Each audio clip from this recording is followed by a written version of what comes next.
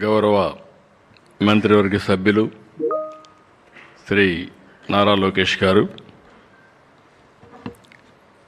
సహచర మంత్రివర్గ సభ్యులు గౌరవనీయులు సత్యకుమార్ యాదవ్ గారు,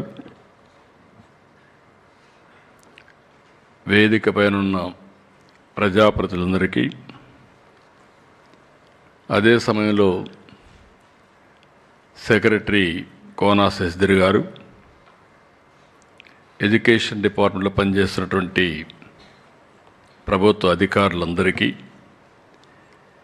ఈరోజు చాలా ఫిల్టర్ చేసి రాష్ట్రంలో 175 మంది అధ్యాపకుల్ని ఎంపిక చేశారు. ప్రతి సంవత్సరం కూడా మనందరం సెప్టెంబర్ 5 అనగానే గురు పూజోత్సవం గుర్తొస్తుంది. ఇది చరిత్రలో మరిచిపోలేని సంఘటన. నాకైతే నేను ముఖ్యమంత్రి అయినప్పటి నుంచి తప్పకుండా ఈ కార్యక్రమానికి విధిగా హాజరవుతున్నాను. ఇప్పటివరకు ఆ పని చేస్తూనే వచ్చాను. ఇది ఒక పవిత్రమైన కార్యక్రమంగా నేను భావించాను. అందుకని ఈ కార్యక్రమానికి విధిగా అటెండ్ అవుతూ వచ్చాను. మన యొక్క జీవితంలో ఒకసారి చూస్తే భారతదేశ చరిత్రలో తల్లి తండ్రి తర్వాత గౌరవించేది, గుర్తుపెట్టుకునేది టీచర్లనే గుర్తుపెట్టుకుంటాం. ఇప్పుడు కూడా లోకేష్ మాట్లాడుతూ చిన్నప్పుడు చదువుకున్న 2 టీచర్ల పేర్లు చెప్పాడంటే ఎవరినైనా మర్చిపోతాం, కానీ టీచర్ని జీవితంలో ఎప్పుడూ మరిచిపోలేము. అది మన సంస్కారం కూడా. ఈరోజు గురువు ఏదో పాఠాలు చెప్పడమే కాదు, చాలామంది పిల్లల జీవితాల్లో మీరు ఒక బ్రహ్మాండమైన స్ఫూర్తిని తీసుకొస్తారు.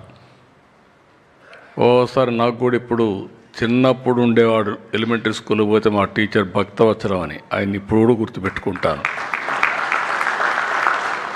ఎందుకు గుర్తుపెట్టుకుంటామంటే ఆ వయసులో వాళ్ళు చూపించిన చొరవ, వాళ్ళు ఇచ్చిన స్ఫూర్తి అది ఎప్పుడు కూడా మిగులుతుంది. అయితే మనందరం గుర్తుపెట్టుకోవాల్సింది, అందరిలో నైపుణ్యం ఉంది. ఎవరికి కూడా తెలివితేటలు లేకుండా కాదు, ఆ నైపుణ్యాన్ని పైకి తీసుకొచ్చే ఏకైక వ్యక్తి గురువు అని చెప్పి మరొకసారి మీ అందరికీ విజ్ఞప్తి చేస్తున్నా. పోయిన సంవత్సరం కొన్ని కారణాల వల్ల మనం ఈ యొక్క టీచర్ డే జరుపుకోలేకపోయాం, బుడమేరు వరదల కారణంగా. అయితే తర్వాత మనం ఒక అకేషన్ తీసుకుని ఆ అకేషన్లో నేషనల్ ఎడ్యుకేషన్ డే రోజున ఉపాధ్యాయులకు అందరికీ అవార్డులు ఇచ్చాం. ఈరోజు ఇక్కడ వచ్చినప్పుడు నేను చూశాను, 175 మంది. మీరు ఇచ్చిన సూచనలన్నీ బయట ఉన్నాయి, చూస్తూ వచ్చాను. నేను వచ్చేటప్పుడు ఒక మాట చెప్పాను, చాలా మంచి సూచనలు ఇచ్చారు. ఇమ్మీడియట్గా వీళ్ళందరి ఫోటోతో 175 మంది ఫోటోలతో ఒక బుక్ ఒకటి తయారు చేసి అన్ని స్కూల్స్ పంపించండి అని చెప్పాను. అలాంటి వినూత్నమైన ఆలోచనలకి మీరు నాంది పలికారు. నేను కూడా అనునిత్యం స్టూడెంట్ని, నేర్చుకుంటూనే ఉంటాను. ఈరోజు ఇక్కడికి వస్తే మీరు ఏదైనా ఒకటి గుర్తొస్తే అది నేర్చుకొని ఇది ప్రజలకు ఏ విధంగా ఉపయోగపడుతుందో నేను ఆలోచించి దాన్ని అమలు చేయడానికి ప్రయత్నం చేస్తూనే ఉంటాను. కానీ ఈరోజు మనందరం కూడా డాక్టర్ సర్వేపల్లి రాధాకృష్ణన్, ఆ రోజుట్లో ఉమ్మడి ఆంధ్రప్రదేశ్ మెడ్రాస్ ప్రెసిడెన్సీ, మాకు చిత్తూరు జిల్లా అంటే గుర్తొస్తుంది. ఎప్పుడూ మా వాళ్ళు చెప్తూ ఉంటారు, రేణిగుంట స్కూల్లో టీచర్గా పనిచేశాడని. తర్వాత ఆంధ్ర యూనివర్సిటీలో వైస్ ఛాన్సలర్గా పనిచేశాడు. ఆయన ప్రతిభ, ఆయన అంచెలంచెలుగా భారతదేశ ఉపరాష్ట్రపతిగా, అదే సమయంలో భారతదేశ రాష్ట్రపతిగా ఎంపిక చేసే వరకు వచ్చారు. అదే సమయంలో చాలామందిని మర్చిపోతాం, కానీ కొంతమందిని చరిత్ర ఎప్పుడూ మర్చిపోదు. అందుకే టీచర్ అంటే టీచర్లకే ఆదర్శవంతమైన వ్యక్తి రాధాకృష్ణ. కాబట్టి మనం టీచర్ డే ఆయన పేరుతో గురు పూజోత్సవం జరుపుకుంటున్నాం. ఆయన ఒక మాట చెప్పాడు, విద్య యొక్క లక్ష్యం సంపాదనే కాదు, విద్య వివేకాన్ని, విమర్శన శక్తిని అందించాలి. అక్షర జ్ఞానం అజ్ఞానాన్ని తొలగిస్తుంది అని డాక్టర్ రాధాకృష్ణ గారు చెప్పారు. నేను ఈరోజు నాకైతే కొన్ని మెగా ఆలోచనలు ఉన్నాయి, మీరందరూ గుర్తుపెట్టుకోవాలి. ఇప్పుడు లోకేష్ గారు ఒక మాట చెప్పారు,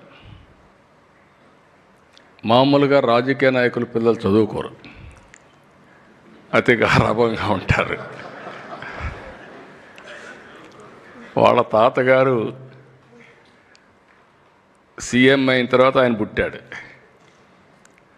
ఆ తర్వాత నేను సీఎం అయ్యాను. కాబట్టి చాలామంది ఏమనుకుంటారంటే మనం చదువుకోకపోయినా పర్వాలేదు జరిగిపోతుందని చదువు మానేస్తూ ఉంటారు, అన్ని అలవాట్లు నేర్చుకుంటారు. కానీ ఈ క్రెడిట్ అంతా నేను ఇచ్చేది నేను తీసుకోవడంలో కానీ మా మిస్సెస్కి ఇస్తున్నా. ఆవిడెప్పుడూ శ్రద్ధ పెట్టేది, ఇల్లంటే నేను ఎప్పుడూ రాజకీయాలు చేస్తున్నా, ప్రజాసేవలో ఉంటాను, కుటుంబాన్ని మొత్తం ఆవిడ పట్టించుకునేది.